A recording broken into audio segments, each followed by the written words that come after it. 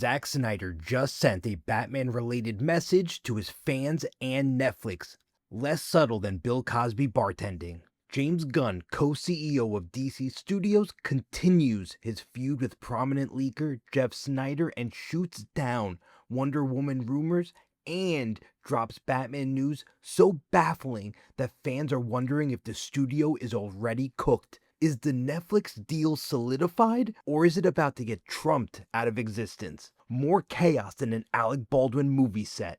Let's get into it. Once again, Zack Snyder has gone viral for DC-related news. 5 out of 7 of Zack Snyder's last posts on Instagram have been DCEU related. This includes jumping on the revisiting 2016 trend by sharing 13 photos to celebrate the occasion. This includes storyboards for the unmade Justice League sequels. And I do have to say, many of the suits look great even behind the scenes without any VFX. But then the Martha scene happened and tanked confidence in the entire universe. It was Zack Snyder's post on January 20th that garnered the most attention. He posted a seemingly innocent photo of his workshop, but in the corner you can see the Dark Knight peeking through. Let's call that what it is, a nerd thirst trap. Zack has said one project he would absolutely return to DC for is a direct adaptation of The Dark Knight Returns. This follows an older Bruce Wayne who comes out of retirement to fight new gangs that have taken over Gotham City. It also features one of the most iconic battles between Batman and Superman. A lot of the imagery and ideas found in Batman v Superman is directly lifted from this story. I've always been clear, I support Elseworld stories if the fan demand is there. If we can ask for Sam Raimi's Spider-Man 4, why not this? I like Zack Snyder's work and would be fine with him directing Elseworld stories, as unlikely as I think it is. Keep in mind, however, I recently created a poll asking this question with about 35% expressing interest and 62% saying no. Now keep in mind, many of those who voted no voted this way because they would rather see Zack Snyder direct a separate DCEU project. Some of the top comments include, maybe be involved as a cinematographer? Sure, keep him away from the script and the director's chair. Big yes is another comment.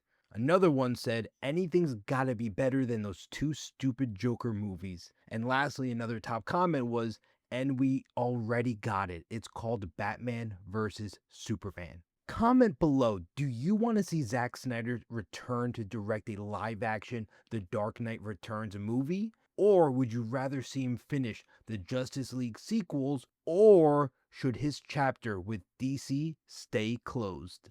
James Gunn, co-CEO of DC Studios, created countless headlines this week, a lot having to do with Batman as well. First, sad news for Batman fans, or at least for me. Maybe Batman fans will be happy about this news. On Threads, James Gunn said, I think both Batman and Wonder Woman are incredibly important, but I'm not going to have two Batman movies come out in the same year. That means that initial rumored 2027 release date is not happening for Batman Brave and the Bold. Speaking of Wonder Woman, it seems James Gunn likes to debunk rumors specifically if they come from Jeff Sneider. My understanding is Jeff Sneider is behind or helped spread the rumor Wonder Woman was being cast. To his credit, James confirmed casting was happening for a woman similarly built, but it was not Diana. Some good Batman news, however. Clayface's release date is not being moved. September is still happening.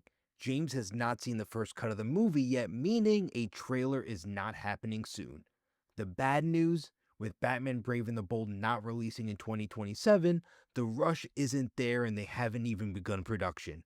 A finished script does not exist yet, but it sounds like James wants to keep the attention on the Batman 2, and to his credit, he's beginning to sound more like a co-CEO. And last, I want to directly respond to claims that the DCU is ending and the universe is failing. Before I respond to these claims, I want to qualify this by stating the future of the DCU is absolutely not certain and will depend on future successes. But up to this point, has the DCU been a success or a failure. Ignore the box office for a moment, even though Superman was the highest grossing superhero movie of the year and finished among the top 10 films globally. The common talking point is that the movie lost steam after its theatrical run. As friend of the channel Slav's Free Talk pointed out, Superman finished as the third best-selling title on Blu-ray and DVD. That alone undercuts the collapse narrative. Physical media is not driven by casual viewers. It is driven by collectors and repeat watchers. When Variety and Forbes reported that Superman generated 100 to 125 million in profit, they were not referring to theatrical profit. That figure comes from ancillary revenue, which includes home video sales, digital purchases, streaming licensing, television rights, and merchandising. The theatrical profit wasn't amazing. All math shows it either made a little bit of profit or operated at a slight loss. Studios keep more of what's made in domestic profit, so it's difficult to do the exact math, but you can apply general accepted formulas to determine this. Now, as I said before, the future of the DCU is not set in stone. Supergirl and Clayface's success matters. Man of Tomorrow's box office success really matters. Even success for the Batman 2 matters because it's happening under the James Gunn umbrella. The good news for James Gunn and DCU fans is that post-Netflix acquisition, David Zaslav will remain CEO of Warner Bros. Discovery, with Pam Abney and Michael DeLuca still running Warner Bros. Pictures.